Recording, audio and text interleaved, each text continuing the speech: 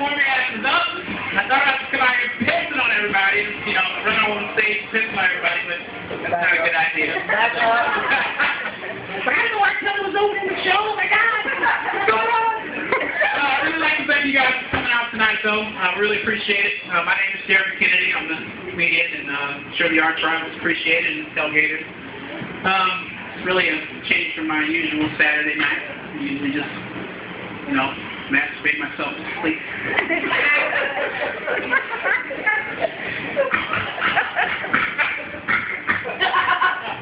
It's funny because it's true. Tell them again. That's so true. But I really do appreciate you guys coming out, though. We're going to have a great show. It's going to be a good time. You'll see a little bit about myself. I'm gay, for one. Woo! Alright, isn't it great? Okay, I don't watch a lot of TV. Who here watches TV? Anyone? No one watches TV? Okay. Alright, well, I watch TV probably like an hour a week. And it's on Monday night, 7 o'clock, when House comes on. 5. Alright? Well, you guys are usually excitable. Like, House, yeah! Woo! Barstow, woo! Yeah! Okay, so yeah. And that's the only time I watch TV. And I don't watch TV a lot because it sucks. And every time I watch it, it depresses the hell out of me, or it's something stupid. And what's really got me up lately, like, and I only watch it for an hour a week, and these new I'm a Mormon commercials, have you seen them? What the fuck is with them? I mean, like, seriously, when did we start to hate the Mormons so much where they needed an advertisement to make us like them?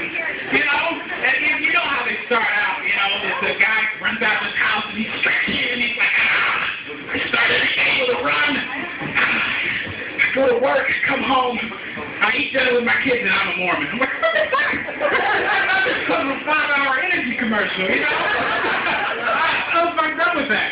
And so I asked one of my friends, well, why did they do it? Because he's a Mormon. And I said, why do you all have commercials now? He's like, well, we're just trying to familiarize people with our culture and our religion, you know, show you don't have to be afraid, you know?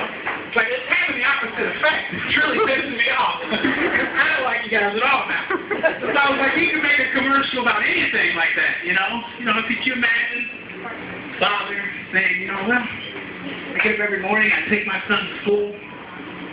When I get home, I coach Little League. And when little Johnny gets home, I even help him with his homework. And I'm a pedophile.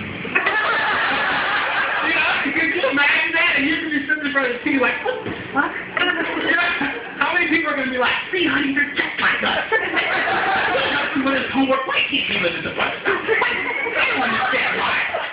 I don't get it. So yeah, that really fucks me up. Another thing, I was passing by TV and I saw this. It was on the news feed, and it said, and this was just recently, and it was really sad. It was really fucked up. So I made a joke about it. I'm an asshole. And so, but I saw it on TV, and it was this lady.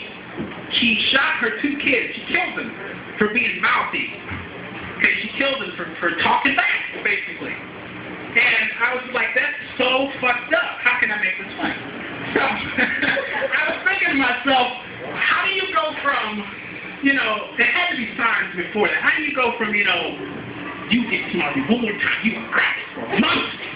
So you say one more word, I'm going to blow your fucking head off. You just blow it one more time. One more time. Oh, you don't like that? Okay, that's fine. I thought it was funny. Fuck you. Okay. Moving right along. So, like I said, I'm a bit of an asshole. People that know me know that. People that don't know me can sense it. And I like to tell, you know, the story of how I became this way. Because there's a story behind it, and it happened like, you know, like I'm going to tell you. So, I was 16, I'm 24 now. I was 16, and I knew I was gay then, and I had a problem with that. I grew up in a really strict religious home, and I knew that would be an issue. So, like all 60-year-olds, I mean, I want to be straight. I'm a good-looking guy. You know, I don't want to have kids, you know, shit like that, normal life. It wouldn't happen. This wasn't going to happen for me. So one day, you know, I got really depressed, and you know, I did what all depressed people do. I ate my feelings. So I got really fat, really big, like 280 pounds big, really fat. Yeah, it's bad. You all can put your head down. So anyway, everyone's like, where's this going? This is crazy. Okay, so really, really fast. And my mother, me and her had a great relationship up until around this time, and then she just went crazy. And so I, you know, he got depressed. And so we're riding home from the store one day, and she says to me, she says, Jeremy, there's something wrong with you. She says, what's the problem? You don't go out anymore. You don't have friends over. You know, what's going on? She gives me kind of this backhanded compliment. She goes, I always knew that you'd be one of my kids that wouldn't be stupid enough to do drugs. So I never had to have that talk with you. Are you doing drugs? Are you doing drugs? No, I'm not doing drugs. She's like, well, are you depressed? Because we can get you drugs for that. Like, that's so fucked up. You wanted to know if I was doing drugs? You get me on drugs? I'm like, no, you know. And so she was so oblivious to the fact that I was obviously gay. I mean, my mother, she was completely oblivious to it, and you'll probably figure that out by the way the story ends. But she's so oblivious, she's the type of person where you can have cancer. You go through all 4 stages, 1, 2, 3, 4, have chemo, doctor give you your days to live, and you be in the hospital and she'll be like, you know, I think you have cancer.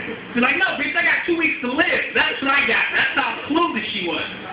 So I'm sitting there, I'm thinking, oh my God. Like, this lady, she's like, okay, when you get home, you need to cut the grass. I'm like, okay, I'll cut the grass. She's like, and they need to do this. I'm like, okay, whatever.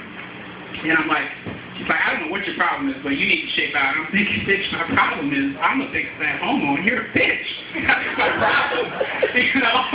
And so I'm sitting on the deck after cutting the grass, and I'm having this conversation with myself, and I don't know if anyone's ever contemplated suicide, like, seriously, but I think it's when you really discover who you are. Like, I think it's when you're either going to do it or you're not. So I'm sitting there, and I'm seriously thinking about killing myself. I'm like, yeah, this is never going to work out. I'm gay. When I tell her, she's gonna flip out, you know, kick me out of the house, whatever. And it's like I was projected across the deck. And myself, the person that I am now, was just like, why do you want to do that? And I was just like, well, you know, it's not going to work out for me. And they were like, well, I didn't say that's a bitch move.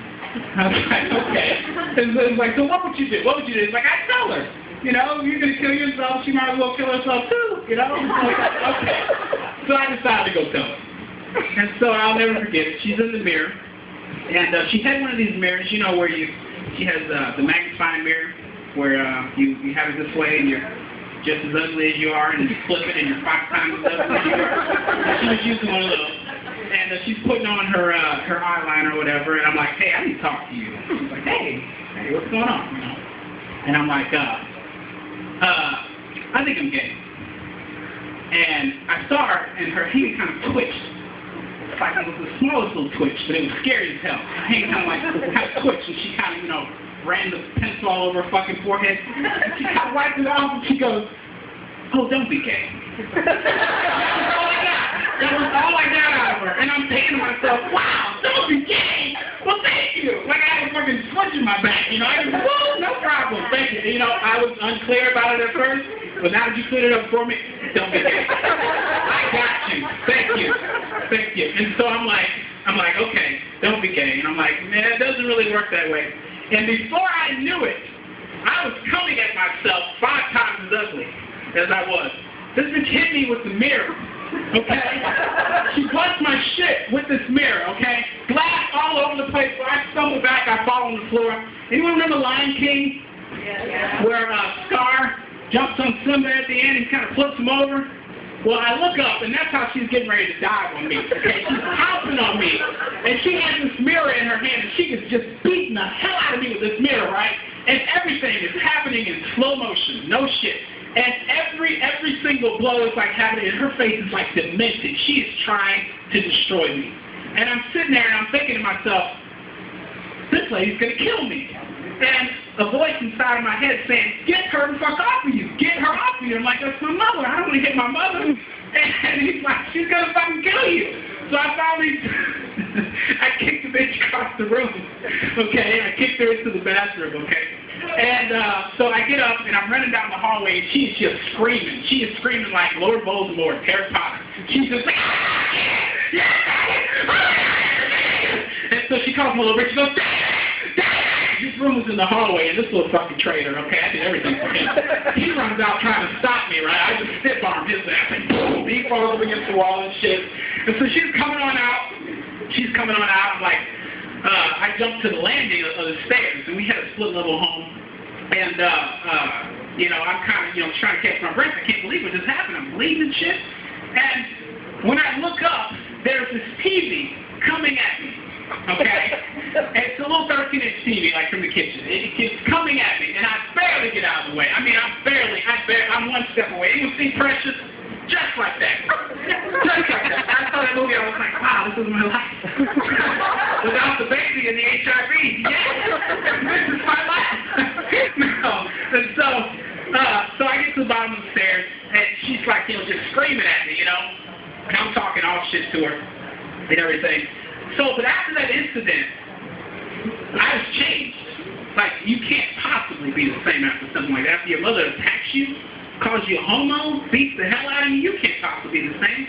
You know? I mean, it's impossible. So, I remember, like, going to school the next day, and I thought I was the baddest motherfucker in there. Like, I was picking fights with seniors, everything. It's like, after I fought off Optimus Prime in my own home, you know, there was nothing you could tell me. It's like, oh, you want to fight? Let's go. Let's go. You ain't got a mirror? You ain't got a TV? Oh, you need to come stronger than that. I'm going to give you a couple days to prepare. Okay, I'll be back.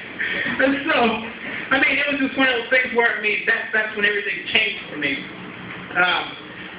Needless to say, my relationship with my mother is a little damaged today.